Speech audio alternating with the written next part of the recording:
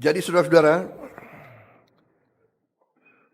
saya tegaskan kembali bahwa hal-hal di luar itu yang bersifat seremoni, upacara, merayakan ulang tahun ini, ulang tahun itu, hari ini, hari itu, kita tidak anggarkan.